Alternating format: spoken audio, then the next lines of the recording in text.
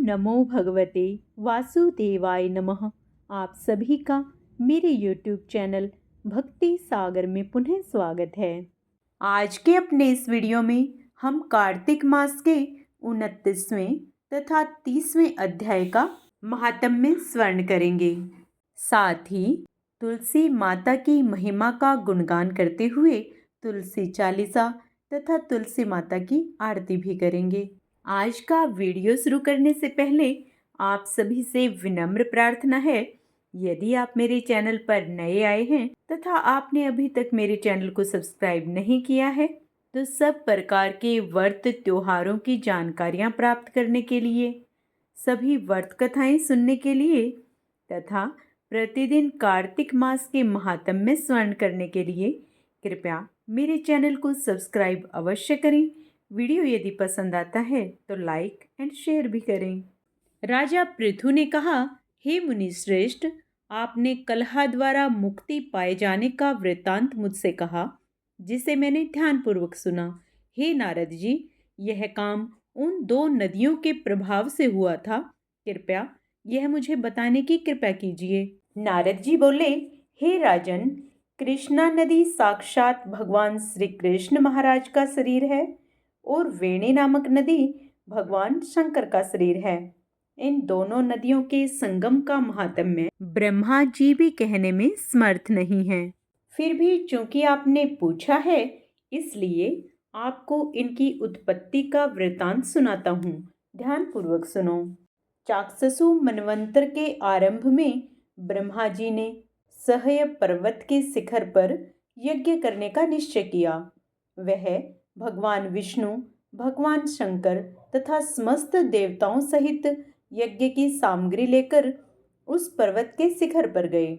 महर्षि भृगु आदि ऋषियों ने ब्रह्म मुहूर्त में उन्हें दीक्षा देने का विचार किया। तत्पश्चात भगवान विष्णु ने ब्रह्मा जी की भार्या तवरा को बुलवाया। वह बड़ी धीमी गति से आ रही थी।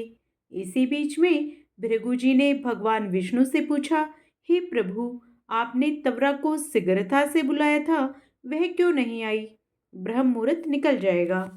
इस पर भगवान विष्णु बोले, यदि तवरा यथा समय यहाँ नहीं आती है तो आप गायत्री को ही स्त्री मानकर दीक्षा विधान कर दीजिए। क्या गायत्री पुण्य कर्म में ब्रह्मा जी की स्त्री नहीं हो सकती? नारद जी ने कहा, हे राजन, भगवान विष्णु की इस बात का समर्थन भगवान शंकर जी ने भी किया। यह बात सुनकर भृगु जी ने गायत्री को ही ब्रह्मा जी के दाईं ओर बिठाकर दीक्षा विधान आरंभ कर दिया। जिस समय ऋषिमंडल गायत्री को दीक्षा देने लगे, उसी समय तवरा भी यज्ञ मंडल में आ पहुंची। ब्रह्मा जी के दाईं ओर गायत्री को बैठा देखकर ईर्ष्या से कुपित होकर तवरा बोली, जहां अपूज्यों की पूजा और पूज्यों की अप्रतिष्ठा होती है, वहां पर दुर्भिक्ष, मृत्यु तथा भय तीनों अवश्य हुआ करते हैं। यह गायत्री ब्रह्मा जी की दाईं ओर मेरे स्थान पर विराजमान हुई है, इसलिए यह अदृश्य बहने वाली नदी होगी। आप सभी देवताओं ने बिना विचार किए इसे मेरे स्थान पर बिठाया है, इसलिए आप सभी जड़ रूप नदियां होंगे। नारद जी राजा पृथु से बोले, हे राजन, इस प्रकार तवरा के साप को सुनकर गायत्री क्रोध से आग बबूला होकर अपने होठ चबाने लगी। देवताओं के मना करने पर भी उसने उठकर तवरा को साप दे दिया। गायत्री बोली, तवरा, जिस प्रकार ब्रह्मा जी तुम्हारे पति हैं, उसी प्रकार मेरे भी पति हैं। तुमने व्यर्थ ही साप दे दिया है, इसलिए तुम भी नदी हो जाओ।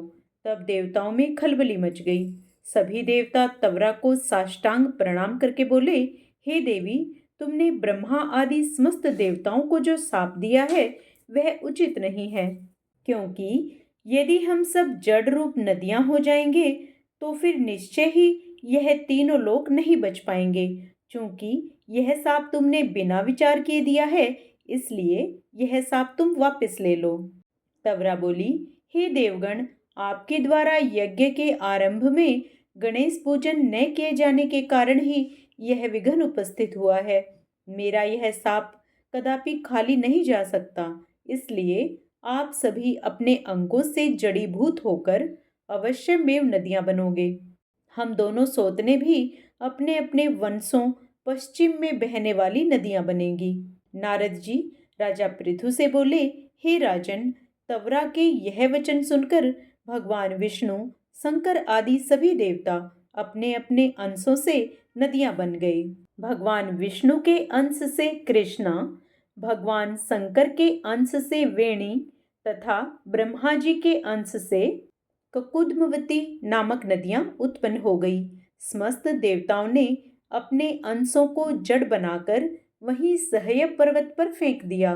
फिर उन लोगों के अंश पृथक पृथक नदियों के रूप में बहने लगे। देवताओं के अंशों से सहस्त्रों की संख्या में पश्चिम की ओर बहने वाली नदियां उत्पन्न हो गई। गायत्री और तवरा दोनों पश्चिम की ओर बहने वाली नदियां होकर एक साथ बहने लगी। उन दोनों का नाम सावित्री पड़ा। ब्रह्मा जी ने यज्ञ स्थान पर भगवान विष्णु तथा भगवान शंकर की स्थापना की। दोनों देवता महाबल तथा अतिबल के नाम से प्रसिद्ध हुए। हे राजन, कृष्णा और वेणी नदी की उत्पत्ति का यह वर्णन जो भी मनुष्य सुनेगा या सुनाएगा, उसे नदियों के दर्शन और स्नान का फल प्राप्त होगा। इस प्रकार 29वां अध्याय समाप्त होता है। अब हम कार्तिक मास के 30वें अध्याय का महात्म्य सुनेंगे। भगवान श्री कृष्ण सत्यभामा से बोले, हे प्रिय, नारद जी के यह वचन सुनकर महाराजा पृथु बहुत आश्चर्यचकित हुए। अंत में उन्होंने नारद जी का पूजन करके उनको विदा किया। श्री कृष्ण ने बताया, माघ, कार्तिक और एकादशी यह 3 व्रत मुझे अत्यधिक प्रिय हैं। वनस्पतियों में तुलसी, महीनों में कार्तिक, तिथियों में एकादशी और अक्षेत्रों में प्रयाग मुझे बहुत प्रिय है। जो मनुष्य इंद्रियों पर विजय प्राप्त कर इनका सेवन करता है, वह मुझे यज्ञ करने वाले मनुष्य से भी अधिक प्रिय है। जो मनुष्य विधि पूर्वक इनकी सेवा करते हैं, मेरी कृपा से उन्हें समस्त पापों से छुटकारा मिल जाता है। भगवान श्री कृष्ण के वचन सुनकर सत्यभामा ने कहा, हे प्रभु, आपने बहुत ही अद्भुत बात कही है। दूसरे से लिए पुण्य के फल से कलह की मुक्ति हो गई। अब यह प्रभावशाली कार्तिक मास आपको अधिक प्रिय है, जिससे पति द्रोह का पाप केवल स्नान के पुण्य से ही नष्ट हो गया। दूसरे मनुष्य द्वारा किया हुआ पुण्य उसके देने से किस प्रकार मिल जाता है, यह आप मुझे बताने की कृपा करें। श्री कृष्ण भगवान बोले, प्रिय, जिस कर्म द्वारा बिना दिया हुआ पुण्य और पाप मिलता है, उसे ध्यान पूर्वक सुनो। सतयुग में देश, ग्राम तथा कुलों को दिया पुण्य या पाप मिलता था, किंतु कलयुग में केवल कर्ता को ही पाप तथा पुण्य का फल भोगना पड़ता है। संसर्ग न करने पर भी वह व्यवस्था की गई है, और संसर्ग से पाप व पुण्य दूसरे को मिलते हैं, उसकी व्यवस्था भी सुनो। पढ़ाना, यज्ञ कराना और एक साथ भोजन करने से पाप पुण्य का आधा फल मिलता है। एक आसन पर बैठने तथा सवारी पर चढ़ने से, श्वास के आने जाने से पुण्य व पाप का चौथा भाग जीव मात्र को मिलता है।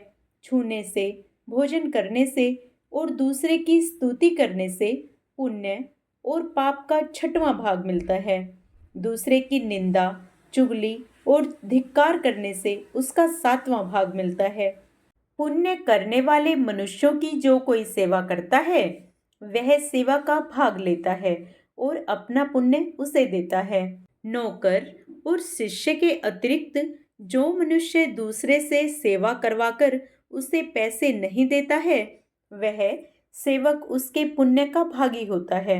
जो व्यक्ति पंक्ति में बैठे हुए भोजन करने वालों की पत्तल लांघता है, वह उसे जिसकी पत्तल उसने लांघी है अपने पुण्य का 6वां भाग देता है। स्नान तथा ध्यान आदि करते हुए मनुष्य से जो व्यक्ति बातचीत करता है या उसे छूता है, वह अपने पुण्य का 6वां भाग उसे दे डालता है। जो मनुष्य धर्म के कार्य के लिए दूसरों से धन मांगता है वह पुण्य का भागी होता है। ठीक उसी प्रकार जिस प्रकार की दान करने वाला मनुष्य पुण्य का भागी होता है, जो मनुष्य धर्म का उपदेश करता है और उसके बाद सुनने वाले से याचना करता है, वह अपने पुण्य का 6वां भाग उसे दे देता है। जो मनुष्य दूसरों का धन चुराकर उससे धर्म करता है, वह चोरी का फल भोगता है। वह शीघ्र ही निर्धन हो जाता है। जिसका धन चुराता है वह पुण्य का भागी होता है। बिना ऋण उतारे जो मनुष्य मृत्यु को प्राप्त होता है, उनको ऋण देने वाले सज्जन पुरुष पुण्य के भागी होते हैं। शिक्षा देने वाला, सलाह देने वाला, सामग्री को जुटाने वाला तथा प्रेरणा देने वाला, वह पाप और पुण्य के 6ठे भाग को प्राप्त करते हैं। राजा प्रजा के पाप पुण्य के षष्ठांश का भागी होता है।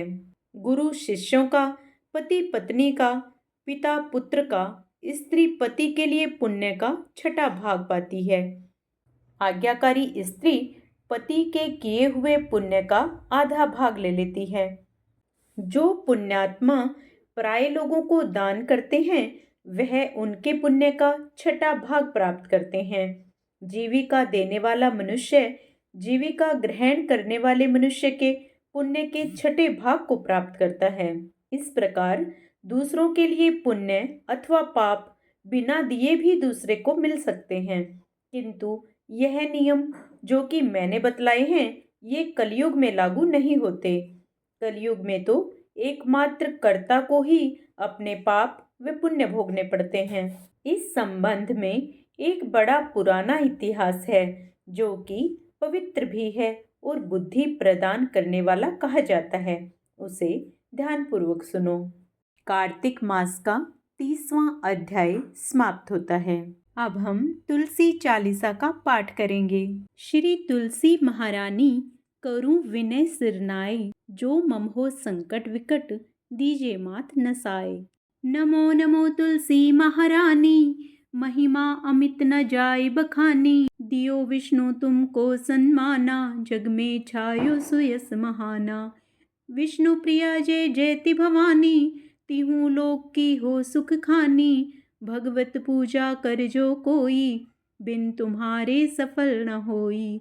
जिन घर तब नहीं होए निवासा, उस पर करही विष्णु नहीं बासा। करें सदा जो तब नित सुमिरन, तेहि के काज होए सब पूरन। कार्तिक मास महात्म तुम्हारा, ताको जानत सब संसारा। तव पूजन जो करें कुआरी, पावें सुंदर वर सुकुमारी। कर जो पूजन नित प्रति नारी, सुख संपत्ति से होए सुखारी। वृद्धा नारी करे जो पूजन, मिले भक्ति होवे पुलकित मन। श्रद्धा से पूजे जो कोई, भवनिधि से तर जावे सोही। कथा भागवत यज्ञ करावे, तुम बिन नहीं सफलता पावे। छायो तब प्रताप जग भारी, ध्यावत तुम्ही सकल चितधारी। तुम्ही मात यंत्रण तंत्रण, सकल काज सिद्धि होवे क्षण में। औषधि रूप आप हो माता, सब जग में तब यश विख्याता। देव ऋषि मुनियो तपधारी, करत सदा तब जय जयकारी। वेद पुराणन तब यश गाया, महिमा अगम पार नहीं पाया। नमो नमो जय जय सुख कारिणी, नमो नमो जय दुख निवारिणी। नमो नमो सुख संपत्ति देनी, नमो नमो अघ काटन छेनी। नमो नमो भक्तन दुख हरनी, नमो नमो दुष्टन मद छेनी। नमो नमो भव पार उतारिणी, नमो नमो परलोक सुधारिणी। नमो नमो निज भक्त उबारिणी, नमो नमो जन काज संवारिणी। नमो नमो जय कुमति नसावनी, नमो नमो सुख उपजावनी। जयति जयति जय तुलसी माई, ध्याऊं तुमको शीस नवाई। निज जन जानी मोहि अपनायो, बिगड़े कार्य आप बनाओ। करूं विनय में मात तुम्हारी, पूर्ण आशा करूं हमारी। शरण चरण कर जोरी मनाऊं, निस दिन तेरे ही गुण गाऊं। करहु मात यह अब मोह पर दाया, निर्मल होए सकल मन काया। मांगू मात यह वर दीजे, सकल मनोरथ पूर्ण कीजे। जनु नहीं कुछ नेम अचारा, क्षमहु मात अपराध हमारा। 12 मास करे जो पूजा, ते ही सम जग में और नहीं दूजा। प्रथम ही गंगा जल मंगवावे, फिर सुंदर स्नान करावे। चंदन अक्षत पुष्प चढ़ावे, धूप दीप नैवेद्य लगावे। करे आचमन गंगा जल से, ध्यान करे हृदय निर्मल से। पाठ करावे फिर चालीसा की, स्तुति करे मात तुलसा की। यह विधि पूजा करे हमेशा, ताकि तन नहीं रहे कलेशा। करे मास कार्तिक का साधन, सोवे नित पवित्र सिद्ध हुई जाही। है यह कथा महासुखदाई, पढ़े सुने सो भव तर जाई।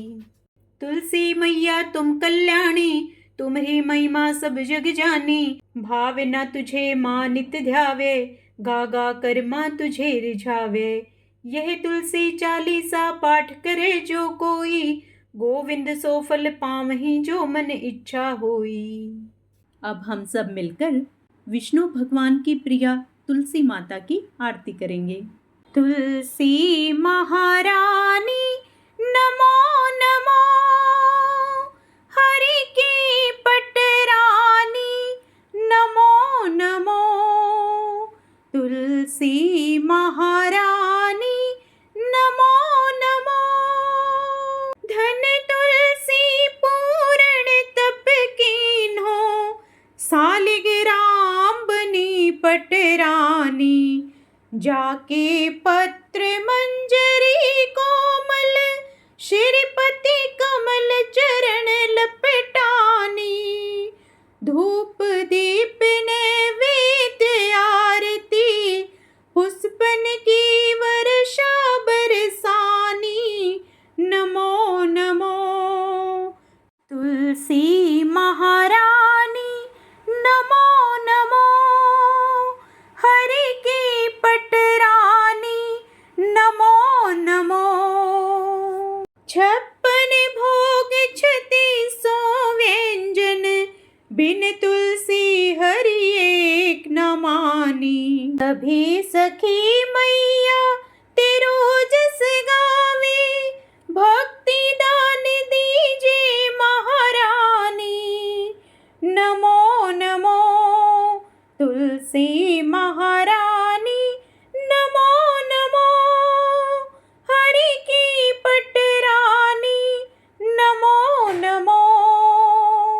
तुलसी महारानी नमो नमो।